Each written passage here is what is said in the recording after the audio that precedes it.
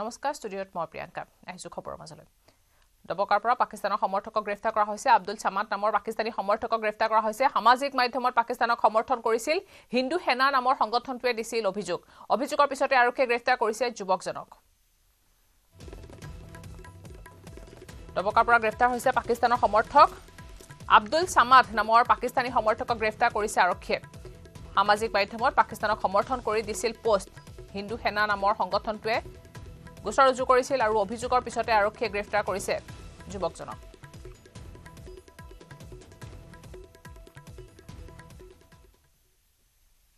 অপৰাধী ৰম্যভূমিত পৰিণত মহানগৰী গড়ভঙা বনাঞ্চলত স্থাপন হ'ব বিঅপি নিউজ 18 বাতৰিৰ পিছতে বিঅপি স্থাপনৰ বাবে তৎপৰ হৈছে বন বিভাগ ৰাজহ বিভাগৰ লগতে অসম আৰক্ষী ইতিমধ্যে দুটা স্থানত সম্পূৰ্ণ হৈছে জৰীপ বন বিভাগ ৰাজহ বিভাগৰ লগতে আৰক্ষীয়ে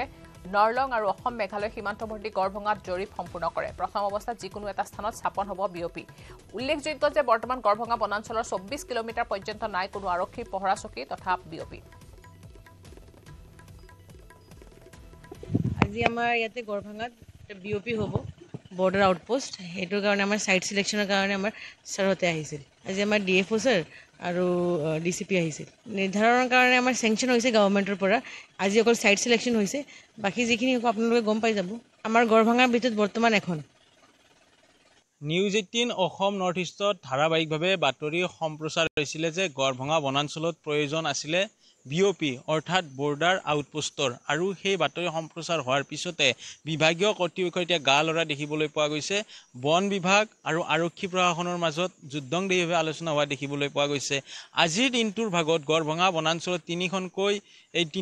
তিনিটা বিশেষ বিভাগৰ মাজত মিটিং সম্পন্ন হৈছে আৰু মিটিঙৰ অন্তত দুখনকৈ গড়ভঙা বনাঞ্চলৰ ভিতৰত বিঅপি স্থাপনৰ সিদ্ধান্ত লৈছে আৰু আজি যদি চোৱা যায় গড়ভঙা বনাঞ্চলৰ ভিতৰ ভাগলৈকে 9খনকৈ ভিআইপি গাড়ীৰ মুভমেণ্ট হৈছে এই মুভমেণ্টৰ যদি কথা উল্লেখ কৰোঁ এডিচিপি গৰাকী গৈছে আজি ক্ৰাইম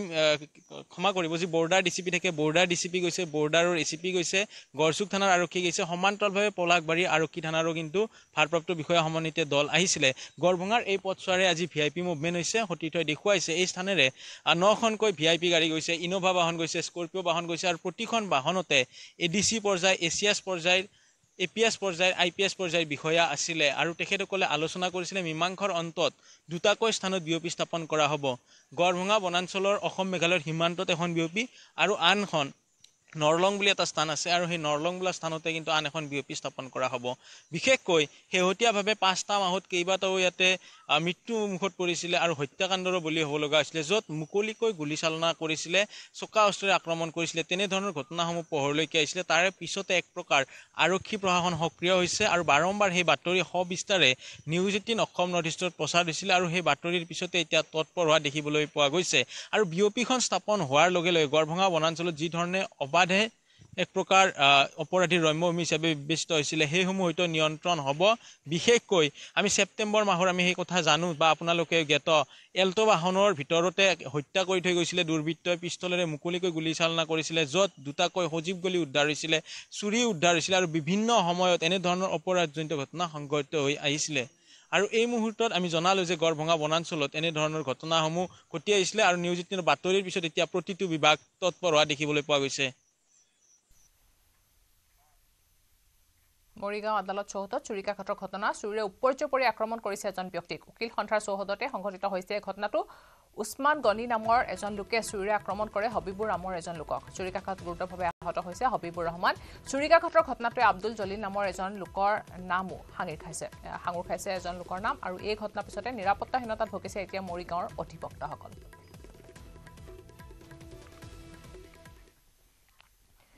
বৃহস্পতিবাৰে সংঘটিত হোৱা তেজপুৰৰ কলিয়া ভুমুৰা দলঙৰ দুৰ্ঘটনাস্থলীত এতিয়া অভিযান চলাব পৰা নাই দলঙৰ ৰিলিং ভাঙি ব্ৰহ্মপুত্ৰত পৰিছিল এখন ট্ৰাক লুইটৰ ভৰা বুকুত পৰা ট্ৰাকখনৰ এজনৰ মৃতদেহ নিশা উদ্ধাৰ হৈছিল যদিও এতিয়ালৈকে আন এজন লোকৰ মৃতদেহ উদ্ধাৰ হোৱা নাই নিশাৰে পৰা অব্যাহত থকা ধাৰাসাৰ বৰষুণৰ ফলত এই মুহূৰ্ততে এতিয়া উদ্ধাৰ অভিযান এই মুহূৰ্তলৈকে চলাব পৰা নাই এছডিআৰএফৰ দলে দুৰ্ঘটনাগ্ৰস্ত ট্ৰাকখনে এই মুহূৰ্ততো ব্ৰহ্মপুত্ৰৰ বুকুতে আবদ্ধ হৈ আছে কালি বিয়লি এজনৰ মৃতদেহ উদ্ধাৰ কৰা হৈছিল সন্দেহ কৰা হৈছে আনজন লোকৰ মৃতদেহ হয়তো এতিয়াও দুৰ্ঘটনাগ্ৰস্ত ট্ৰাকখনৰ ভিতৰতে আবদ্ধ হৈ আছে উল্লেখ কৰিব লাগিব যে 2011 চনৰ 11 মেত একে স্থানতে অনুৰূপ দুৰ্ঘটনা সংঘটিত হৈছিল আৰু আজি দিন ধৰি উক্ত ট্ৰাকখন উদ্ধাৰ কৰিব পৰা নগল আগবঢ়াইছো হেমন্ত কুমাৰ নাথৰ এক বিশেষ প্ৰতিবেদন কিয় বাৰে বাৰে দুৰ্ঘটনা সংঘটিত হয় কলীয়া ভোমোৰা দলঙত কিয়নো প্ৰায় 10টা বছৰত আমি যদি উল্লেখ কৰিব বিচাৰোঁ প্ৰায় অৰ্ধ শতাধিক দুৰ্ঘটনা সংঘটিত হৈছে আৰু প্ৰায় 20ৰো অধিক চালক হেণ্ডিমেনে প্ৰাণ দিবলগীয়া হৈছে এই কলীয়া ভোমোৰা দলঙত সংঘটিত দুৰ্ঘটনাৰ ফলত কেমেৰা সহযোগীক মই দেখুৱাবলৈ অনুৰোধ জনাম এইটো স্থান যি স্থানত কালি বিয়লি সংঘটিত হৈছিল অনুৰূপ এক দুৰ্ঘটনা পূৰ্বৰ দৰে আৰু দলংখনৰ ৰেলিং ভাঙি যিহেতু ট্ৰাকখন সোমাই পৰিছিল ক'ৰ পৰা ক'লৈ আহিছিল সেয়া এই মুহূৰ্তলৈকে যিহেতু নিশ্চিত হ'ব পৰা নাই কোনো তথ্য লাভ কৰা নাই আৰক্ষীয়ে আৰু উদ্ধাৰ অভিযান কালি বিয়লি সামৰা হৈছে আৰু এই মুহূৰ্তত যিহেতু বৰষুণ অব্যাহত আছে যাৰ ফলত স্থগিত ৰখা হৈছে উদ্ধাৰ অভিযান কিন্তু এটা প্ৰশ্ন আহে কিয় কলীয়া ভোমোৰা দলঙত সংঘটিত হয় দুৰ্ঘটনা যাতে ষ্ট্ৰীট লাইটসমূহ আছিল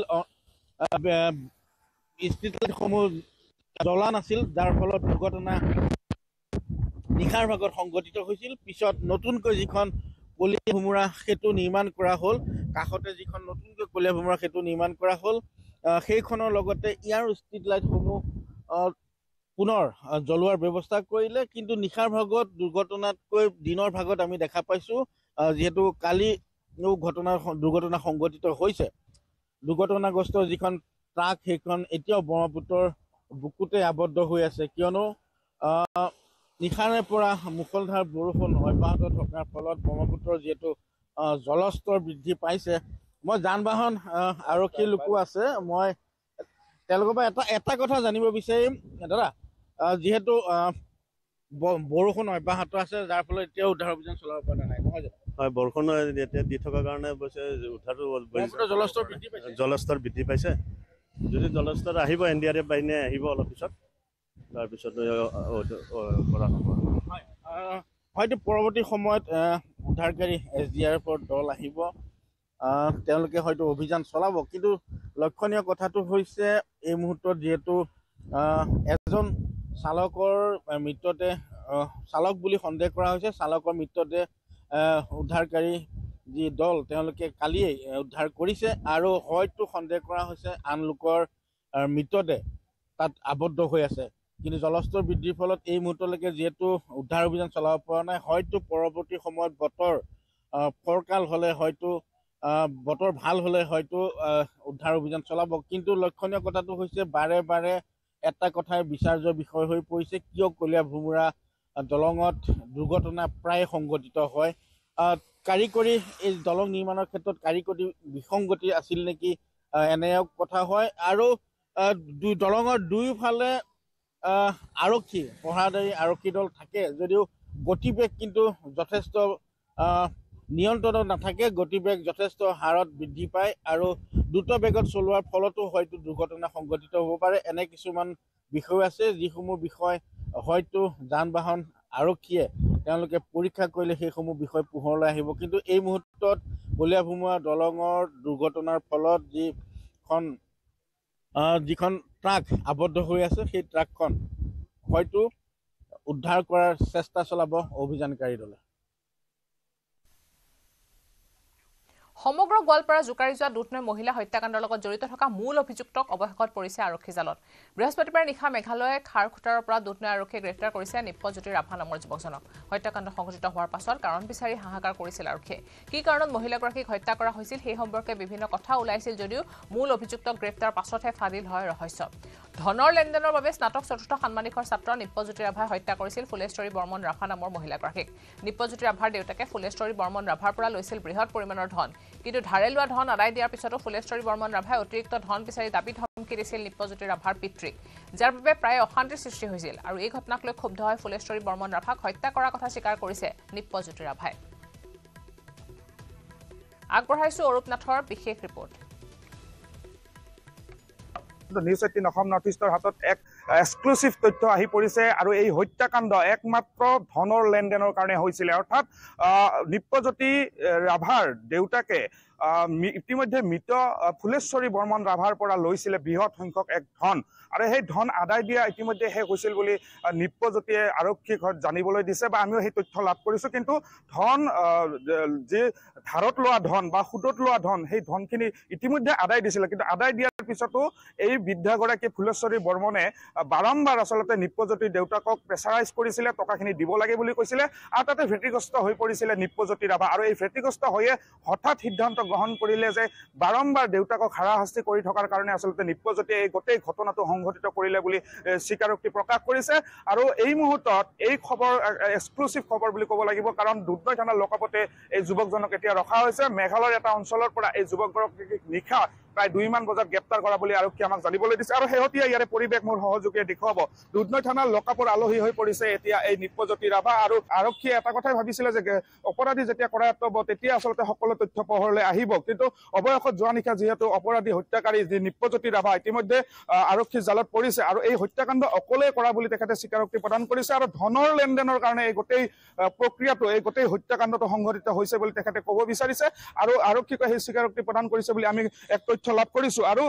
দেখিবলৈ পোৱা গৈছে আচলতে যোৱাকালি উদয়পুৰৰ মহিলা সমাজ প্ৰায় 50-60 গৰাকী মহিলা আহি দুধনৈ থানাত আহিছিলে ভাৰপ্ৰাপ্ত আৰক্ষী বিষয়াৰ সৈতে আলোচনাত মিলিত হৈছিলে তেখেতসকলে কৈছিলে এটা কথাই যে 24 ঘণ্টাৰ ভিতৰত যদি অপৰাধীক গ্ৰেপ্তাৰ কৰিব নোৱাৰে তেতিয়াহ'লে অনাগত 24 ঘণ্টাৰ পিছতে আচলতে তেখেতসকলে ধৰ্ণা কাৰ্যসূচী বা প্ৰতিবাদৰ কাৰ্যসূচী ৰূপায়ণ কৰিম বুলি আৰক্ষীক কৈ গৈছিলে আৰু যোৱা নিশাই অৰ্থাৎ কালি ৰাতি প্ৰায় 2 মান বজাত এই অপৰাধীটোক গ্ৰেপ্তাৰ কৰিবলৈ সক্ষম হৈছে এই ভিজুৱেলছ ইতিমধ্যে আমি লাভ কৰিছো আৰক্ষী জালত পৰিছে নিপ্পজ্যোতি ৰাভা আৰু মই বাৰম্বাৰ এটা কথা ক'ম যে কোনো পৰকীয়া প্ৰেমৰ কাৰণে এই হত্যাকাণ্ড সংঘটিত হোৱা নাছিল কোনো মাটি সম্পত্তিৰ কাৰণে এই হত্যাকাণ্ড সংঘটিত হোৱা নাছিল এই হত্যাকাণ্ড সংঘটিত হৈছিল টকা পইচাৰ ধনৰ লেনদেনৰ কাৰণে গড়চুকৰ চাঞ্চল্যকৰ চুৰিকাঘাটৰ ঘটনাৰ ক্ৰাইম চিন ৰিক্ৰিয়েট কৰিলে আৰক্ষীয়ে ক্ৰাইম চিন ৰিক্ৰিয়েটৰ জৰিয়তে হত্যাকাণ্ডত লুকাই থকা দিশসমূহ পোহৰলৈ অহাৰ সম্ভাৱনা 12 তাৰিখে গড়চুকৰ চিলভাৰ অৰ্কিডত সংঘটিত হৈছিল চুৰিকাঘাটৰ ঘটনা মৃগাংক বৰ্মন নামৰ যুৱকজনক চুৰিকাঘাট কৰিছিল ৰাজু আলী নামৰ যুৱকজনে ত্ৰিকোণ প্ৰেমৰ বাবে সংঘাত হৈছিল দুইজন যুৱকৰ মাজত আৰক্ষীৰ সন্মুখত ৰাজু আলীয়ে দি গ'ল ঘটনাৰ বিৱৰণ আৰক্ষীৰ লগতে দণ্ডাধীশ নৱজ্যোতি নাথ এচিপি আৰু অচিয়ে উপস্থিত থাকে কেনেকৈ মৃগাংক বৰ্মনক হত্যা কৰিছিল সকলো বৰ্ণনা কৰিলে হত্যাকাৰী ৰাজু আলীয়ে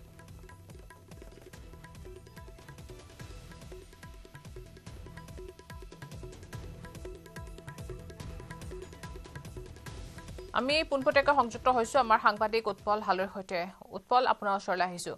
ৰিচিন ক্ৰিয়েট কৰা হৈছে কি হৈ আছে বৰ্তমান প্ৰিয়ংকা 12 তাৰিখে সংঘটিত হোৱা হত্যাকাণ্ড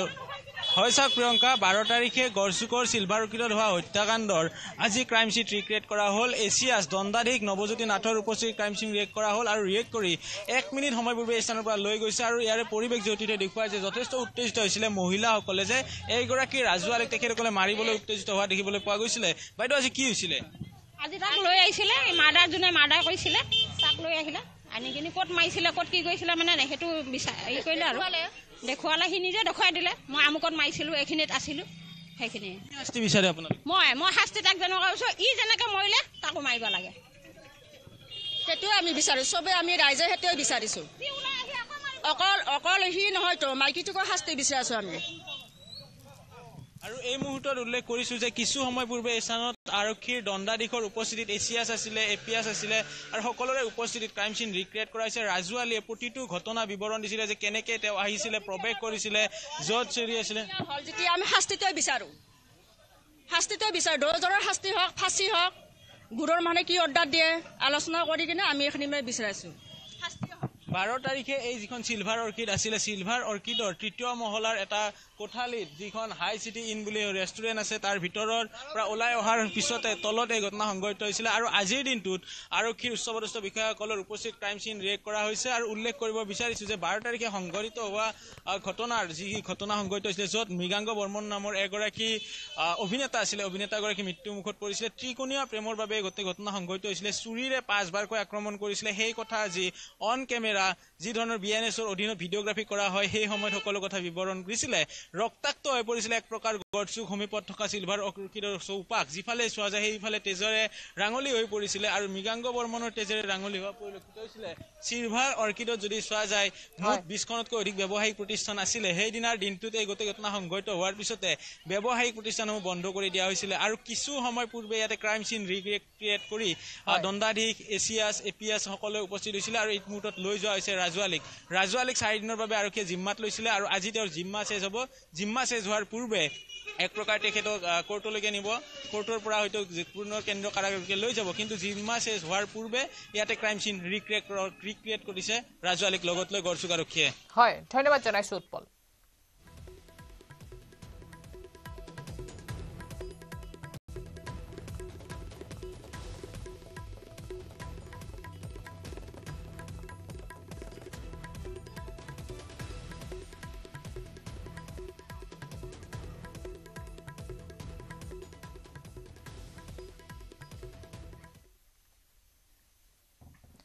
শিক্ষামন্ত্ৰী ডক্টৰ অনুজ পেগুৰ সংবাদমেল আয়োজন কৰিছে আমি আগবঢ়াইছো পোনপটীয়া সম্প্ৰচাৰ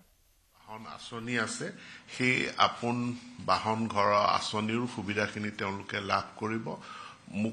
মুখ্যমন্ত্ৰীৰ যি লোকসেৱা আৰোগ্য আঁচনি আছে সেই আঁচনিৰ সা সুবিধাখিনিও তেওঁলোকে লাভ কৰিব অসম চৰকাৰে অসমত দুগ্ধ উৎপাদন বৃদ্ধি কৰা আৰু দুগ্ধৰ ইণ্ডাষ্ট্ৰী ইয়াক বিকশিত কৰাৰ কাৰণে এটা মিছন মোডত কাম কৰিছে আৰু আজি পুনৰ আমি আমুল যি গোটেই বিশ্বত জনাজাত আমুল কোম্পানীয়ে এটা প্ৰকল্প গুৱাহাটীৰ ৰাণীত স্থাপন কৰাৰ কাৰণে 20 বিঘা মাটি তেওঁলোকক লিজত দিয়াৰ সিদ্ধান্তত অসম কেবিনেটে অনুমোদন জনায় আৰু ৰাণীত যিটো institute of farm management campus আছে পলাশবাৰী ৰেভিনিউ চাৰ্কুলৰ অধীনত ইয়াতে 20 বিঘা মাটি আমুলক লিজত দিয়া হ'ব এই মাটিখিনি এনিমেল হাজবেণ্ডাৰী এণ্ড ভেটেৰিনেৰী ডিপাৰ্টমেণ্টৰ অধীনতেই থাকিব তেওঁলোকক 30 বছৰৰ কাৰণে লিজ দিয়া হৈছে 75 কোটি টকা তেওঁলোকে বিনিয়োগ কৰি ইয়াতে এটা দুগ্ধ ইণ্ডাষ্ট্ৰী তেওঁলোকে প্ৰতিষ্ঠা কৰিব আৰু যিখিনি স্থানীয় গোপালক আছে বা আমাৰ অন্য উদ্যমী ব্যক্তি আছে যিসকলে গো পালনৰ এটা উদ্যমিতা গ্ৰহণ কৰিব তেওঁলোকৰ ইয়াৰ দ্বাৰা উপকৃত হ'ব তেওঁলোক ইয়াৰ পৰা লাভ ল'ব পাৰিব আৰু মানে দুগ্ধ উৎপাদনক এটা ব্যৱসায় হিচাপে তেওঁলোকক গঢ়ি তুলিব পাৰিব সাধাৰণ খেতিয়কসকল উপকৃত হ'ব আৰু আমুলৰ এটা প্ৰজেক্ট অসমত 75 কোটি টকা ব্যয় সাপেক্ষে প্ৰতিষ্ঠা কৰাৰ কাৰণে আজিৰ কেবিনেটে অনুমোদন জনায় ইয়াৰ পাছত পঞ্চায়ত নিৰ্বাচন অনুষ্ঠিত হৈ গৈছে ইয়াত হৈ যোৱাৰ পাছত এতিয়া ইয়াৰ যি 3 তৰপীয়া পঞ্চায়ত গাঁও পঞ্চায়ত আঞ্চলিক পঞ্চায়ত জিলা পৰিষদ এটো গঠন সম্পৰ্কে বিশেষ PNRD মিনিষ্টাৰ তেখেতে আপোনালোকক অৱগত কৰিব ধন্যবাদ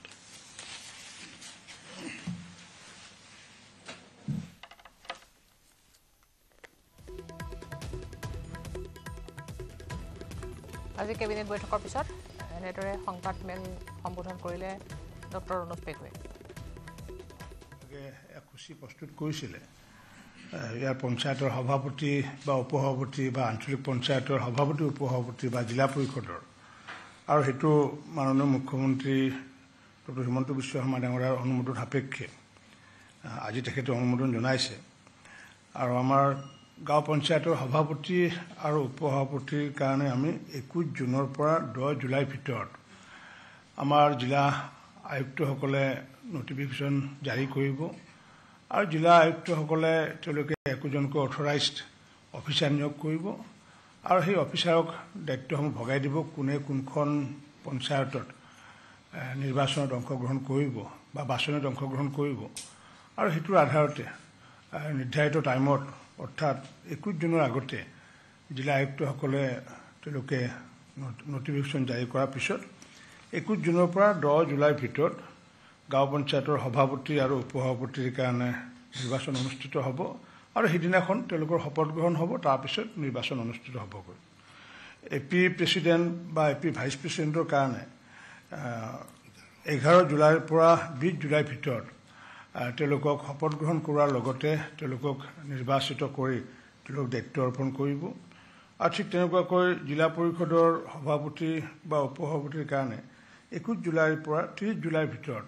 তেওঁলোকক শপত গ্ৰহণ কৰাৰ লগতে তেওঁলোকক সভাপতি আৰু উপসভাপতি নিৰ্বাচিত কৰি তেওঁলোকক দায়িত্ব অৰ্পণ কৰিব। অৰ্থাৎ 1 আগষ্টৰ পৰা তেওঁলোকে সুকলমে কাম কৰিব পাৰিব। আৰু আজি আমাৰ সূচী এইখিনি। ধন্যবাদ। জিলা পৰিষদ ক'লোঁ, জিলা পৰিষদ আপোনাৰ 21 জুলাইৰ পৰা 30 জুলাই, GP প্ৰেচিডেণ্ট ভাইচ প্ৰেচিডেণ্টৰ কাৰণে 21 জুনৰ পৰা 10 জুলাই, AP প্ৰেচিডেণ্ট ভাইচ প্ৰেচিডেণ্টৰ কাৰণে 10 জুলাইৰ পৰা 20 জুলাই, আৰু জিলা পৰিষদৰ কাৰণে 21 জুলাইৰ পৰা 30 জুলাই। Thank U.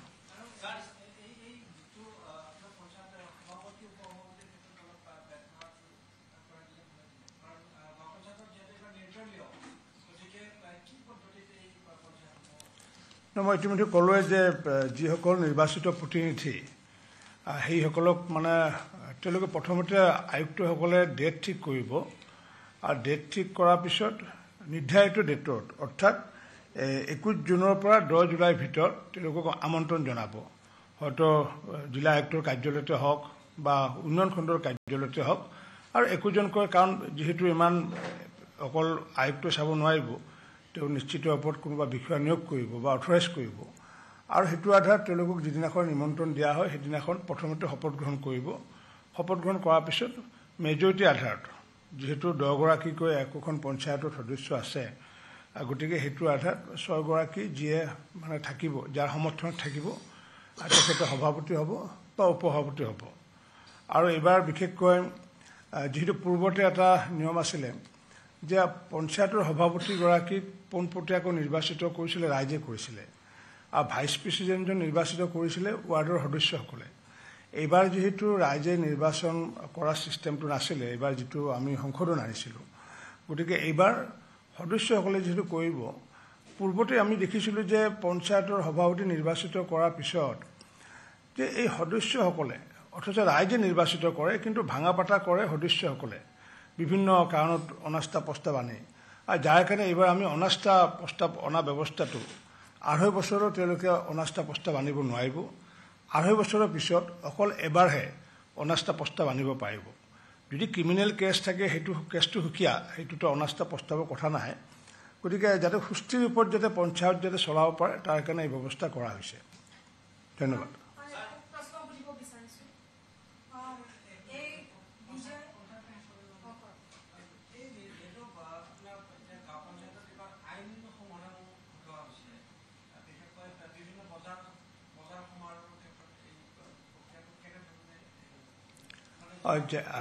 আমি বজাৰৰ ক্ষেত্ৰত পূৰ্বতে কৈছিলোঁ কি যে গাঁও পঞ্চায়তৰ ক্ষেত্ৰত কোনো বিত্তীয় ক্ষমতা নাছিলে, অৰ্থাৎ গাঁও পঞ্চায়তৰ অন্তৰ্গত যিমানবোৰ বজাৰ ঘাট হাট আছিলে সেইবোৰ যদি 1 লাখ টকাৰ মানে লৈ থাকে তেতিয়াহ'লে আঞ্চলিক পঞ্চায়তেহে নিবিদা আহ্বান কৰিব পাৰিছিলে, আৰু 1 লাখতকৈ যদি 1 টকা বেছি হয় তেতিয়াহ'লে সেইটো অট'মেটিকেলি জিলা পৰিষদলৈ গৈছিলে। কিন্তু এইবাৰ আমি কৈছোঁ কি যে 5 লাখ টকালৈ গাঁও পঞ্চায়তে নিজাববীয়াকৈ নিবিদা আহ্বান কৰিব পাৰিব, আৰু লগতে সেই আহ্বান কৰাৰ লগতে সেই গাঁও পঞ্চায়তৰ অন্তৰ্গত লেচিহে তাত মানে পাৰ্টিচিপেট কৰিব পাৰিব। পূৰ্বতে বিভিন্ন পৰৱৰ্তী খবৰলৈ। লংকাৰ নখুটি জানুজু অঞ্চলত নিশা বন্যহস্তীৰ উপদ্ৰৱ। লামডিং সংৰক্ষিত বনাঞ্চলৰ পৰা ওলাই অহা এটা বনৰীয়া হাতীয়ে চলায় উপদ্ৰৱ। জাঞ্জু অঞ্চলৰ আৰিফ উদ্দিন নামৰ ব্যক্তিগৰাকীৰ ঘৰ দুৱাৰ ভাঙি তহিলং কৰাৰ লগতে ধান চাউল খাই ঘৰৰ বাৰীটো বৃহৎ ক্ষতি কৰে হাতীটোৱে। উক্ত ঘটনাত কথমপে প্ৰাণ ৰক্ষা কৰে আৰিফ উদ্দিনৰ পৰিয়ালটো। উল্লেখযোগ্য যে অঞ্চলটোত বিগত কিছুদিনৰ পৰা অব্যাহত থকা হাতীৰ উপদ্ৰৱ ৰোধ কৰাত ব্যৰ্থ হৈছে বন বিভাগ।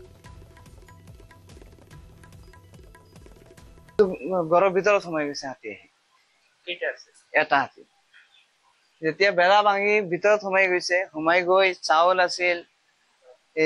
এই চাউল ডেস্কি বৰ্তন চব ভাঙি পেলাইছে।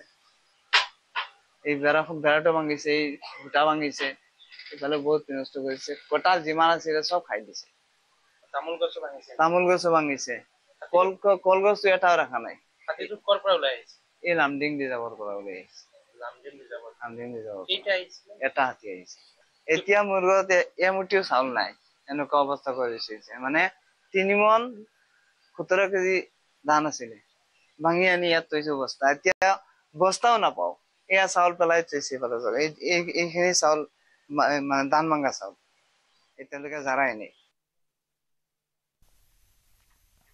কেন্দ্ৰীয় মন্ত্ৰী শিৱৰাজ সিং চৌহানে মিজোৰামত মুকলি কৰিলে কেইবাটা প্ৰকল্প ভাৰ্চুৱেলি মিজোৰামৰ একাডেমী এণ্ড এডমিনিষ্ট্ৰেশ্যন ভৱন আৰু থেঞ্জবালত থকা উদ্যান শস্য বিভাগৰ নতুন ভৱন মুকলি কৰে লগতে মিজোৰামৰ চেলেচিত থকা পশু চিকিৎসা মহাবিদ্যালয়ৰ এটা নৱনিৰ্মিত ছাত্ৰী নিবাসো মুকলি কৰে এই অনুষ্ঠানতে অনলাইন যোগে উপস্থিত থাকে ডক্টৰ VK সিং উদ্বোধনী অনুষ্ঠানত সুশৰীৰে উপস্থিত থাকিল মিজোৰামৰ মুখ্যমন্ত্ৰী পু লাল্লুমহা মিজোৰামত উদ্যান শস্য আৰু কৃষি খণ্ডত থকা সম্ভাৱনাৰ ওপৰত আলোকপাত কৰে মিজোৰামৰ কৃষি শিক্ষা ব্যৱস্থা শক্তিশালী কৰা কৃষকসকলক সাহায্য প্ৰদান কৰা জৈৱিক আৰু উদ্যান শস্য খণ্ডত উন্নয়নৰ লক্ষ্য লোৱা হৈছে मैं सारे स्टूडेंट्स को बेटा बेटियों को शिक्षकों को बहुत बहुत शुभकामनाएं देता हूं और मुख्यमंत्री जी एक आग्रह करना चाहता हूं कि हमने खरीफ की फसल के लिए विकसित कृषि संकल्प अभियान चलाने का फैसला किया है कृषि विभाग के पास 16,000 साइंटिस्ट है 60,000 साइंटिस्ट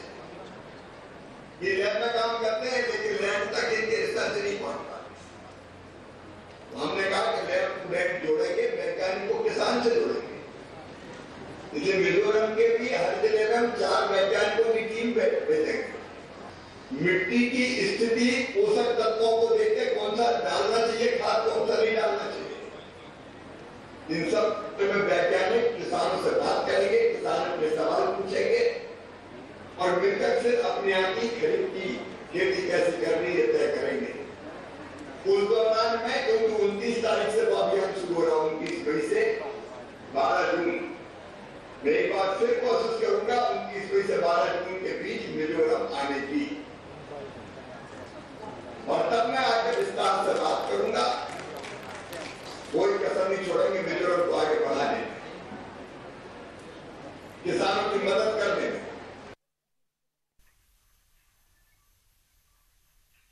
শিৱসাগৰৰ দিচাংমুখ প্ৰাথমিক স্বাস্থ্য কেন্দ্ৰত অৰাজকতাৰ অভিযোগ চিকিৎসালয়ৰ যোৱাৰ সময়তে চিকিৎসক আৰু নাৰ্ছ নহাৰ অভিযোগ স্থানীয় ৰাইজৰ যাৰ ফলত ৰোগীয়ে জিয়াটো ভুগিবলগীয়া হৈছে পুৱা 9 বজাত চিকিৎসক নাৰ্ছ উপস্থিত হ'ব লাগে যদিও সময়মতে নাহে আনকি প্ৰায় চিকিৎসা কেন্দ্ৰটোত চিকিৎসক নাৰ্ছ উপস্থিত নথকাৰো অভিযোগ কৰিছে লোকসকলে এই ক্ষেত্ৰত স্বাস্থ্য মন্ত্ৰীক বিহিত ব্যৱস্থা লোৱাৰ দাবী জনাইছে লোকসকলে আগবঢ়াইছো প্ৰদীপ গগৈৰ বিশেষ প্ৰতিবেদন শিৱসাগৰ জিলাৰ একাংশ গ্ৰাম্য চিকিৎসালয় স্বাস্থ্য কেন্দ্ৰত সময়মতে চিকিৎসক নাৰ্ছ তথা স্বাস্থ্যকৰ্মী উপস্থিত নহয় বুলি বিভিন্ন সময়ত অভিযোগ উত্থাপন কৰি আহিছে বহু সংখ্যক ৰোগীয়ে আৰু হেয়া আজি আখৰে আখৰে প্ৰতিপন্ন হৈছে আমি নিজেই প্ৰমাণ পাইছো মই বৰ্তমান উপস্থিত আছো শিৱসাগৰৰ এই যি দিচাংমুখ ক্ষুদ্ৰ প্ৰাথমিক স্বাস্থ্য কেন্দ্ৰ আছে ইয়াত আহি উপস্থিত হলোহি ইয়াত দিনৰ পুৱা 9 বজাত আচলতে চিকিৎসক আহি উপস্থিত হ'ব লাগে ৰোগী চোৱা চিতা কৰিব লাগে কিন্তু পৰিতাপৰ বিষয় যে এই যিখন স্বাস্থ্য কেন্দ্ৰ দেখিছে ইয়াত এতিয়া 10 বাজিলেহি কিন্তু এতিয়ালৈকে ইয়াত চিকিৎসক উপস্থিত নহল চিকিৎসক অহা নাই ৰোগী আহি বৰ্তমান অপেক্ষা কৰি আছেহি মই প্ৰথমেই আপোনাক জানিব বিচাৰিম আপুনি ইয়াত দেখুৱাবলৈ আহিছিলে ছোৱালীটো গা ভাল নাই ঘা এটা ওলাইছিলে দেখাবৰ কাৰণে আহিলো আধা ঘণ্টামান সময় হৈছে আপুনি কেইটা বজাত আহিছিলে আমি 9টা বাজিছিলে 9টা 9:30 মান হৈছিলে এতিয়া 10টা বাজিলে কি ক'ব ক'বলৈতো আৰু আমি এতিয়া চৰকাৰে কেনেকৈ কি বান্ধি দিছে বাইদেউহঁতে ছাৰ বাইদেউ কেতিয়াকে বান্ধিছে আহিব এইটোতো আমি ধৰিব নোৱাৰো আমি মাজে মাজে আহি থকা মানুহে মেডিকেল বেমাৰ আজাৰ হ'লে মেডিকেলত যাওঁ আৰু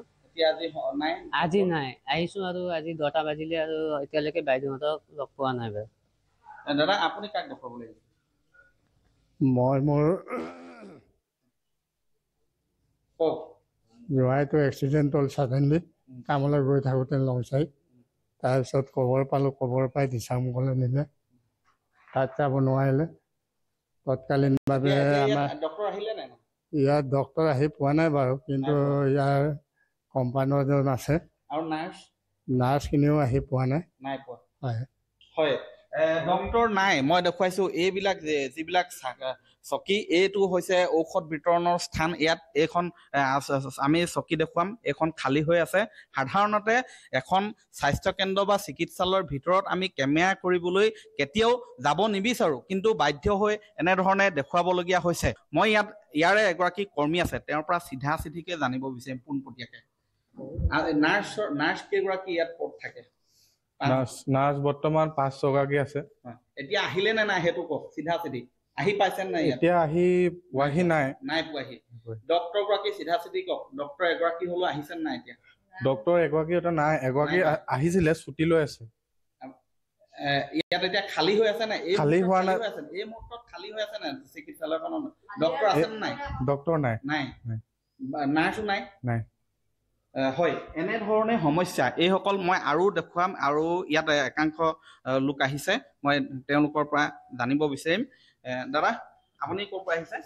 দিছামুখ জেলগাঁও দেখুৱাবলৈ আহিছে নে ইয়াত কাম কৰে ল'ৰাটো মানে গাটো ভাল নাই হয় কি ক'ব এতিয়া ডক্টৰ নাই অহা নাই এতিয়ালৈকে ডক্টৰ নাই ৰখি আছো আৰু টাইমতে আহি পাবই লাগে উভতি যাবলগীয়া হয় কেতিয়াবা এতিয়া তেনেকে আজি এতিয়া 10টা বজিলে এতিয়ালৈকে নাই এতিয়া নাথাকিলেতো উভতি যাবই লাগিব হয় এনেধৰণৰ সমস্যা মই দেখুৱাইছো এই যিখন আচলতে স্বাস্থ্য কেন্দ্ৰ এইটো দিচাংমুখ ক্ষুদ্ৰ প্ৰাথমিক স্বাস্থ্য কেন্দ্ৰ ইয়াত চিকিৎসকৰ পদ আছে চিকিৎসক নিযুক্তি দি দিয়া হৈছে কিন্তু চিকিৎসক নাহে সময়মতে চিকিৎসাৰ বাবে নাৰ্ছৰ পদ আছে 5 গৰাকীৰ ভিতৰত এগৰাকীও এই মুহূৰ্তলৈকে নাই যাৰ বাবে ৰোগীসকলে প্ৰতিক্ৰিয়া প্ৰকাশ কৰিছে তেজপুৰৰ নিশা দলঙৰ পৰা জঁপিয়াই আত্মহত্যাৰ চেষ্টা কৰে এজন যুৱকে নিশা চকীঘাট দলঙৰ পৰা জাপ দিলে যুৱকজনে তেজপুৰ নদবাৰ সংযোগী চকীঘাট দলঙত সংঘটিত হৈছে এই ঘটনাটো তেজপুৰৰ পৰা নদবাৰৰ দিশে গৈ দলঙৰ মাজভাগৰ পানীত জাপ দিয়ে যুৱকজনে নিশা একাংশ লোকৰ তৎপৰতাত যুৱকজনক উদ্ধাৰ কৰি হস্পিটেলত ভৰ্তি কৰোৱা হয় খৰচোতা জিয়া ভৰালী নৈৰ পৰা উদ্ধাৰ কৰে স্থানীয় একাংশ লোকে এতিয়ালৈকে যুৱকজনৰ পৰিচয় জানিব পৰা হোৱা নাই যদিও যুৱকজন তেজপুৰ বিশ্ববিদ্যালয়ৰ শিক্ষাৰ্থী বুলি প্ৰকাশ কৰিছে একাংশই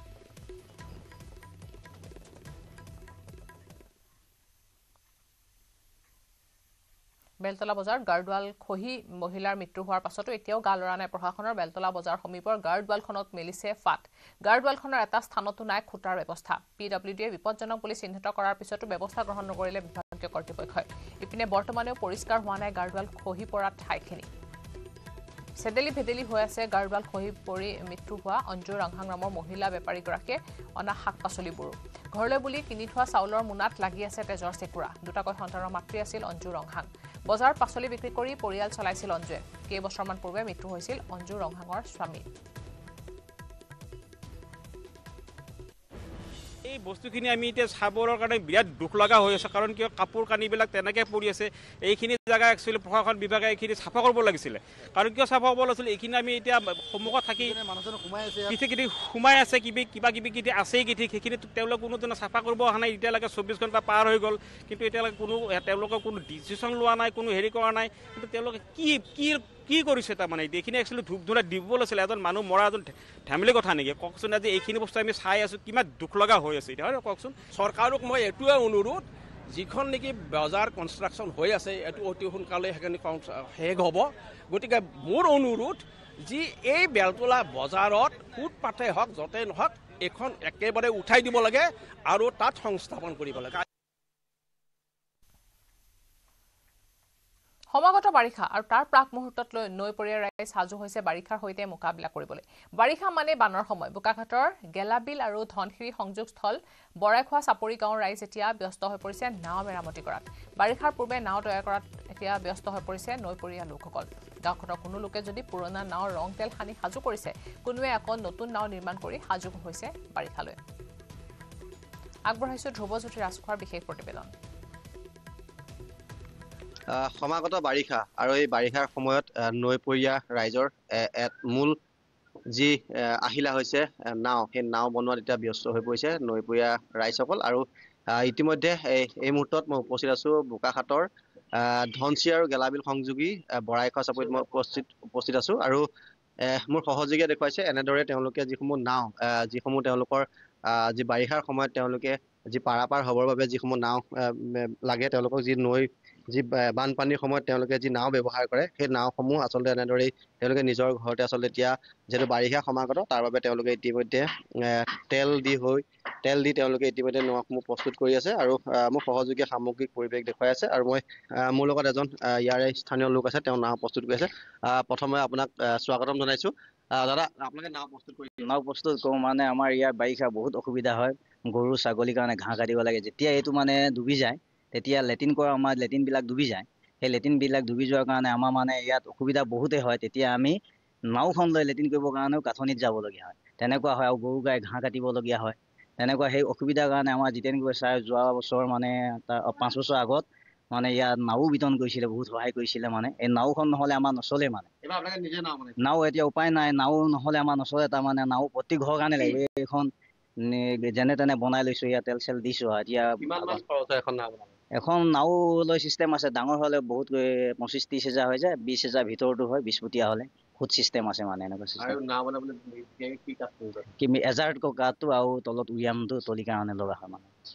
পুৰণা নাওসমূহ আপোনালোকে পুৰণা নাওবিলাকক ঘৰৰ প্ৰতি কিছুমানে মাতে আমি যাওঁ তাত মেৰামতি কৰি দিওঁ নহ'লেতো নচলেই মানে বাৰিষা চিজন আহিছে এতিয়া জেঠ এহাৰৰ পৰা শাওনৰ পৰাতো ভৰপূৰ বাৰিষা হৈ যাব এতিয়া এই বৰষুণ দিছে পানী বাঢ়িছে এতিয়া ধান উঠাবৰ কাৰণেও লাগে বৰখেতি ধান বৰখেতি ধানৰ কাৰণে এতিয়া পাছতীয়া বৰখেতি ধানবিলাকত পানী সোমাই যায় তেতিয়া আমাৰ নাওখন নহ'লে আমাৰ নচলে মানে নাওখন বহুত প্ৰয়োজনীয় তাৰমানে মেইন বস্তু নাও নহ'লে চব ফিলে মই কোৱা নাজানো অসুবিধা হৈ যায় মানে ঘাঁহ কাটিব লাগে গৰু ৰক্ষা কৰিব লাগিব এইবিলাক কেতিয়াবা বাচন বৰ্তন উঠি যাব পাৰে ঘৰত পানী আহি সোমাই যাব যেতিয়া তাত ক'ৰবাৰ টিকা জেগালৈ নিবলগীয়া হয় আকৌ লেট্ৰিন কৰিবৰ কাৰণে অসুবিধা হৈ যায় সেই তেনেকৈ বহুত তাৰমানে অসুবিধা হয় লাগেই মানে একদম মেইন নাও বস্তু আমাৰ অঞ্চলত নাওখন নহ'লে নচলে মানে নিশ্চিতভাৱে আৰু এনেদৰে তেওঁলোকে এই বৰাইখোৱা অঞ্চলৰ যিসমূহ ৰাইজ আছে আৰু বৰাইখোৱা অঞ্চলৰ ৰাইজে ইতিমধ্যে তেওঁলোকৰ যিটো বাৰিষা সমাগত আৰু বাৰিষাৰ বাবে তেওঁলোকে নিজৰ লগতে তেওঁলোকৰ পৰিয়ালৰ লগতে তেওঁলোকৰ গাঁওবাসীক আচলতে সুৰক্ষিত স্থানলৈ নিবৰ বাবে তেওঁলোকে এনেদৰে নাওসমূহ প্ৰস্তুত কৰি থকা পৰিলক্ষিত হৈছে গাঁও চহৰ জিলা খবৰ এটা চাৰু খবৰ কিন্তু তাৰ আগতে এটা সৰু বিৰতি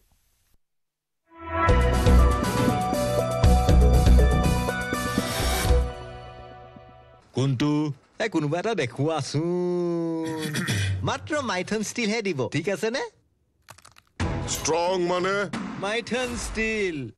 সানৰাইজৰ শাহী গৰম মছলা ৰন্ধাৰ শেষত অকণমান ছটিয়াই দিয়ক সানৰাইজৰ শাহী গৰম মছলা এই খাদ্যত আন এক সোৱাদ আনি দিয়ে ই আন গৰম মছলাবোৰতকৈ সম্পূৰ্ণ পৃথক বাগিচাৰ পঞ্চায়তত কংগ্ৰেছৰ শোচনীয় পৰাজয় প্ৰতিগৰাকী কংগ্ৰেছী নেতাই স্বীকাৰ কৰি ল'লে পৰাজয়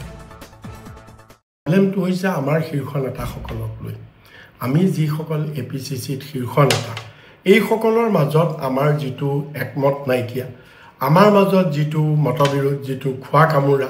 এইবিলাকে দলটোত আমাক ক্ষতি কৰিছে যোৱাবাৰ যদি তেওঁলোকে কংগ্ৰেছক ভোট দিলে এইবাৰ তেওঁলোকে বিভিন্ন কাৰণত বিজেপিক ভোট দিছে আহাবাৰ যে নিৰ্ণায়ক যে নিৰ্বাচন হ'ব যে ফাইনেল ৰিমেচ হ'ব এই ফাইনেল ৰিমেচত আমি গোটেই ৰাইজৰ ভিত্তিত নিজৰ প্ৰচাৰ আমি কৰিম ৰাইজৰ সিদ্ধান্ত আমি ৰাইজৰ গণতন্ত্ৰৰ ভাগ্যবিধতা বুলি ভাবোঁ সেইকাৰণে ৰাইজৰ সিদ্ধান্ত সম্পৰ্কত আমাৰ কোনো দ্বিমত নাই পঞ্চায়তত পৰাজয়ৰ পিছতেই কংগ্ৰেছত বাঢ়িছে দলীয় ক্ষোভ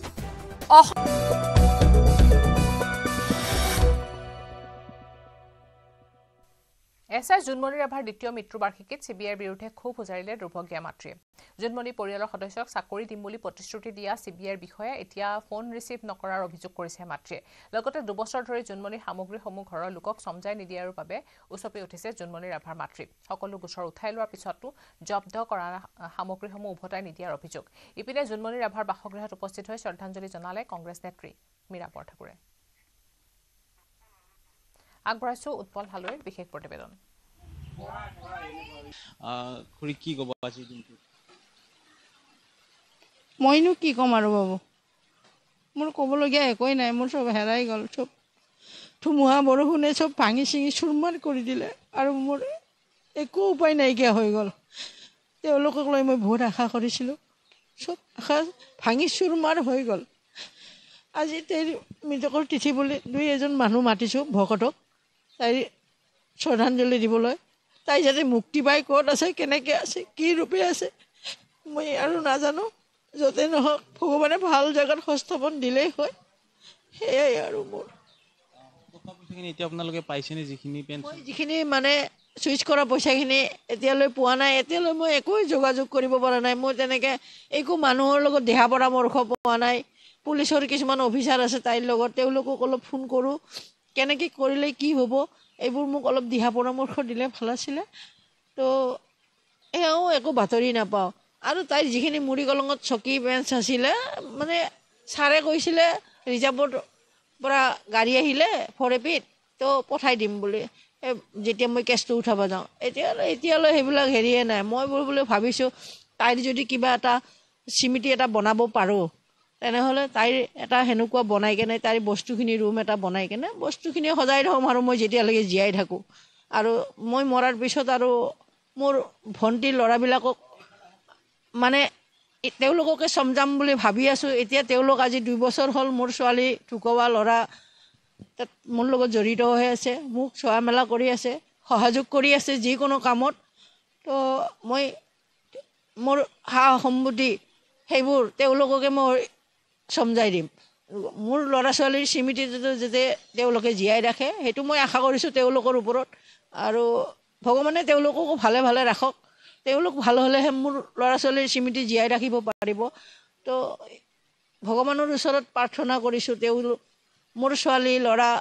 মৃতকৰ আজি ছোৱালীৰ এনেকুৱা এখন অনুষ্ঠান মানে সৰু সুৰাকৈ 2-এজন ভকত মাতি কিনে পাতিছোঁ।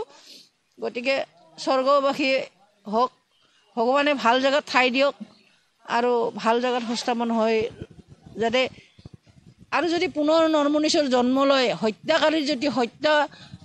এইবিলাক কিবা ৰূপে ধৰ নাতিয়ে হওক, কাৰোবাৰ পুতিয়ে হওক, যাৰে হওক, কাৰোবাৰ কোচত কোনোবাই বাপ ভাই কাৰোবাৰ কোচত জন্ম লৈ যাতে তেওঁলোকে প্ৰতিশোধ ল'ব পাৰে, মই ভগৱানৰ ওচৰত প্ৰাৰ্থনা খুজিছোঁ বাবা। সেইটো বাইদেউ কি ক'ব? দুৰ্ভাগ্যজনক কথা, এগৰাকী মাতৃৰ এগৰাকী একদম ইয়থ মানে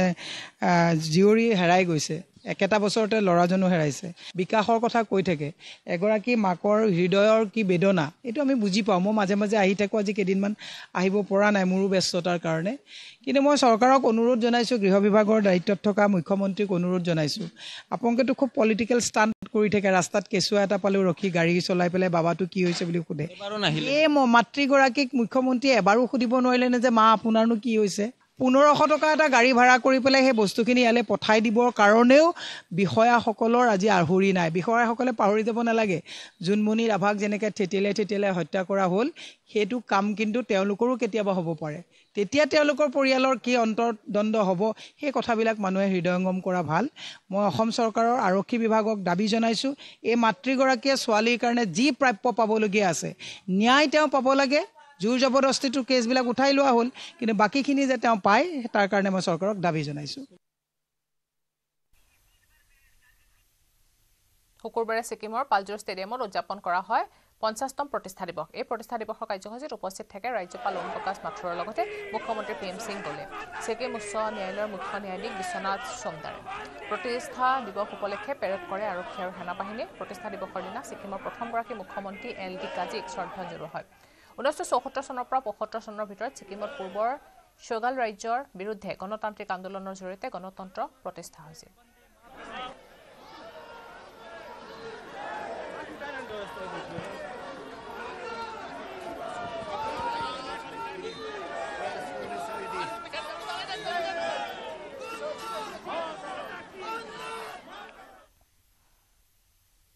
শ্ৰীনগৰৰ পিছত গুজৰাটৰ ভুজত কেন্দ্ৰীয় প্ৰতিৰক্ষা মন্ত্ৰী ৰাজনাথ সিং। খন্তেক পিছতে ভুজ বায়ু সেনাৰ ঘাটি পৰিদৰ্শন কৰিব ৰাজনাথ সিঙে। ভুজত বায়ু সেনাৰ সৈতে মত বিনিময় কৰিব ৰাজনাথ সিঙে। কেন্দ্ৰীয় প্ৰতিৰক্ষা মন্ত্ৰী ৰাজনাথ সিঙৰ লগতে ভুজত উপস্থিত আছে বায়ু সেনা প্ৰধান air chief marshal LP Singh. ইপিনে ভুজ বায়ু সেনাৰ ঘাটিৰ লগতে পৰিদৰ্শন কৰিব স্মৃতি ভৱনো।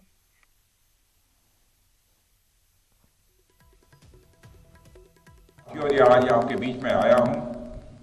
तो आपका अभिनंदन करने के लिए आया। ऑपरेशन सिंदूर में सचमुच आप लोगों ने करिश्माई काम किया है। भारत का मस्तक सारी दुनिया में आपने ऊंचा किया है, इसलिए मैं आप सबके बीच आया हूं। इसलिए ऑपरेशन सिंदूर के दौरान जो हमारे सैनिक अथवा हमारे सिविलियन जो भी शहीद हुए हैं, सबको मैं नमन करता हूं और जो हमारे बहादुर जवान घायल हुए हैं उनके शीघ्र स्वस्थ होने की भी मैं ईश्वर से मैं कामना करता हूं। आप जानते हैं कि हमारे देश की मजबूत भुज में आप सबके बीच आकर मुझे स्वाभाविक रूप से गौरव की अनुभूति हो रही है और यह भुज 1965 में पाकिस्तान के खिलाफ हमारी जीत का भी साक्षी रहा है और यह भुज 1971 में पाकिस्तान के खिलाफ हमारी जीत का भी यह साक्षी रहा है और आज एक बार फिर यह भुज पाकिस्तान के खिलाफ हमारी जीत का साक्षी बना है। इसकी मिट्टी में देशभक्त की खुशबू है और यहाँ के जवानों में भारत की सुरक्षा का एक अडिग संकल्प भी है। मैं आप सभी एयर वॉरियर्स, समस्त आर्म्ड फोर्सेस और अपने बीएसएफ के सभी जाबाजों का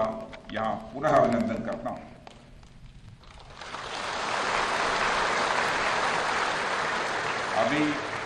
साथियों, अभी कल ही मैं श्रीनगर में सेना के अपने वीर जवानों से मिलकर लौटा हूँ और आज मुझे आपके बीच आने का यहाँ अवसर मिला है। कल मैं भारत के उत्तरी भाग में जवानों से मिला और आज मैं भारत के पश्चिमी भाग में अपने एयर वॉरियर्स और अन्य जवानों से भी यहाँ मिल रहा हूँ। दोनों ही फ्रंट्स पर हाई एनर्जी और हाई जोश देखकर सच्चाई है कि मैं स्वयं को अपने को उत्साहित महसूस कर रहा हूँ और आश्वस्त हूँ कि भारत की सीमाएं आप सभी के मजबूत भुजाओं से पूरी तरह से सुरक्षित है। ऑपरेशन सिंदूर, और मैं बताना चाहता हूँ ऑपरेशन सिंदूर नाम किसने दिया? ऑपरेशन सिंदूर का नाम हमारे देश के यशस्वी प्रधानमंत्री आदरणीय नरेंद्र मोदी ने दिया, जो इसी जापान की धरती, इसी गुजरात की धरती पर गुजरात की मां को और ऑपरेशन सिंदूर के दौरान जो कुछ भी आपने किया है, समस्त हिंदुस्तानियों को, चाहे वो भारत के रहने वाले हों अथवा दुनिया के दूसरे देशों में रहने वाले हों, सभी गौरवान्वित हुए हैं। भारतीय वायुसेना के लिए सिर्फ 23 मिनट यह काफी थे पाकिस्तान की सरजमी पर पल रहे आतंक के अजगर को कुचलने के लिए, और वह आपने करके दिखाया।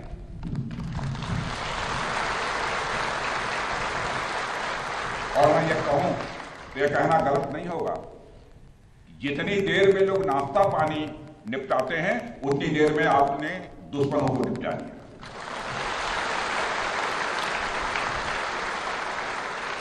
आपने दुश्मनों की जमीन पर जाकर आपने मिसाइलें गिराई है। उसकी गूंज केवल भारत की सीमाओं तक ही सीमित नहीं रही है, बल्कि सारी दुनिया ने सुना है मेरे दोस्तों, सारी दुनिया ने सुना। और वास्तव में वह गूंज सिर्फ मिसाइल्स की ही नहीं थी, वह गूंज थी आपके शौर्य की और भारत के सेना के जवानों के पराक्रम।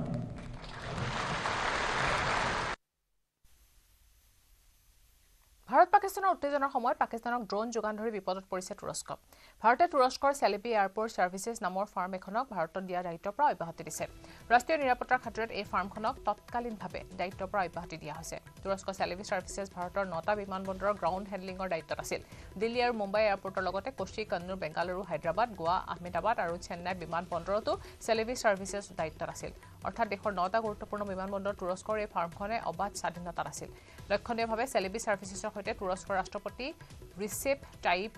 এডৱাৰ্নৰ জীয়ৰী সুমিয়ে এডৱাৰ্ন জড়িত আছে। চেলেবি সাৰ্ভিসেছৰ 10% শ্বেয়াৰ সুমি এডৱাৰ্নৰ। সুমিয়ে স্বামী চেলকুক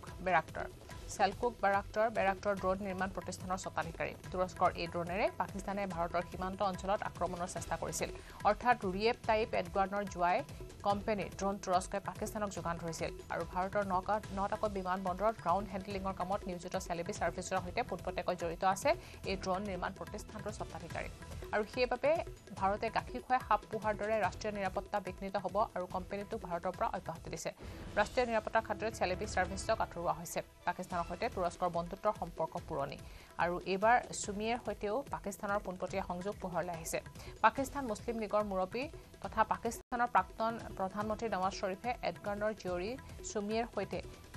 সেলকুকৰ বিবাহৰ ৰাজসাক্ষী হিচাপে স্বাক্ষৰ কৰিছিল আনহাতে ইস্তানবুলত মুখ্য কাৰ্যালয় থকা চেলেবি এভিয়েশ্যন ছাৰ্ভিচেছক ভাৰতত নিষিদ্ধ কৰাৰ পিছতে কোম্পানীটোৱে আনুষ্ঠানিক বিবৃতি দি কোম্পানীটোৰ তুৰস্কৰ চৰকাৰ তথা ৰাজনীতিৰ সৈতে সম্পৰ্ক নাই বুলি দাবী কৰিছে কোম্পানীটোত সুমিয়ে এডগানৰ শ্বেয়াৰ নাই বুলিও দাবী কৰিছে একে সময়তে কোম্পানীটোৱে দাবী কৰা মতে চেলেবি ছাৰ্ভিচেছ চেলেবাইডন পৰিয়ালৰ মালিকাধীন আৰু কোম্পানীটোৰ 65% শ্বেয়াৰ বিভিন্ন আন্তঃৰাষ্ট্ৰীয় প্ৰতিষ্ঠানৰ চেলেবি ছাৰ্ভিচেছে স্পষ্টকৰণ দিলেও ভাৰতে কোনো কাৰণতে ৰাষ্ট্ৰীয় নিৰাপত্তাত বিঘিনি জন্মাব পৰা কোনো সুবিধা আৰু এনে সংস্থাক নিদিয়ে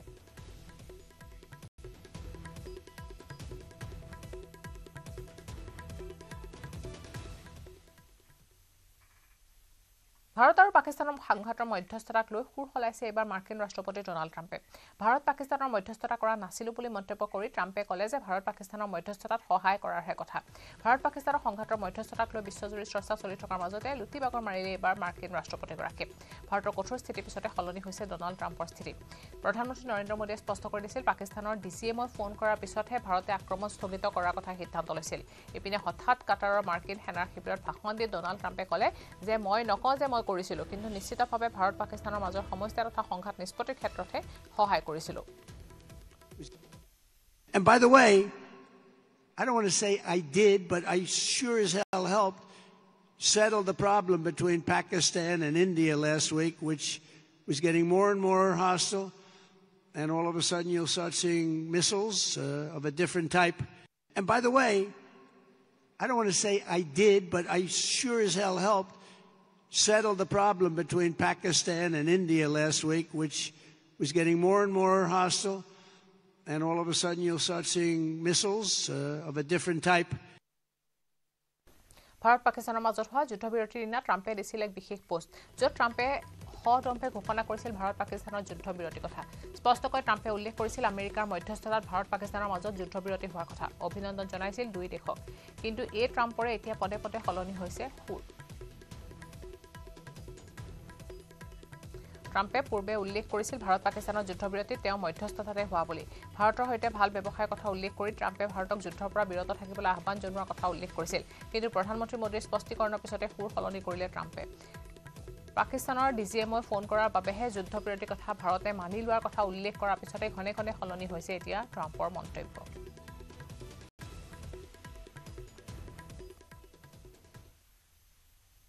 অপাৰেশ্যন সিন্দুৰৰ জৰিয়তে পাকিস্তানক ভাৰতে সেৱা মনালে আন্তঃৰাষ্ট্ৰীয় পৰ্যায়ত ভাৰতৰ অপাৰেশ্যন সিন্দুৰ সন্দৰ্ভত বিশেষ চৰ্চা চলিছে তাৰ মাজতে আন্তঃৰাষ্ট্ৰীয় যুদ্ধ বিশ্লেষক তথা ইতিহাসবিদ টম কুপাৰে আন্তঃৰাষ্ট্ৰীয় পৰ্যায়ত পাকিস্তানৰ মিথ্যাচাৰ উদঙালে টম কুপাৰে ক'লে যে পাকিস্তানে দেশৰ জনতাৰ মাজত ভুৱা বাতৰি বিয়পাইছে চীনৰ পৰা অনা পাকিস্তানৰ যুদ্ধ বিমানে ভাৰতক পৰাস্ত কৰিবলৈ সক্ষম বুলি পাকিস্তানে দেশৰ জনসাধাৰণক পতিয়ন নিয়াইছে পাকিস্তানৰ এই নীতি বহু পুৰণি বুলিও টম কুপাৰে মন্তব্য কৰিছে আৰু সেই নীতিৰে পাকিস্তানৰ সেনা ভাৰতীয় সেনাতকৈ বহু শক্তিশালী বুলি পাকিস্তানে দেশৰ জনসাধাৰণক পতিয়ন নিয়াই আহিছে চীন আৰু আমেৰিকাৰ যুদ্ধাস্ত্ৰৰে পাকিস্তানে দেশৰ স্থল বায়ু নৌ তিনিওটা বিভাগে ভাৰতীয় সেনাতকৈ শক্তিশালী বুলি ভুৱা প্ৰচাৰ চলাই আহিছে For a start, regarding the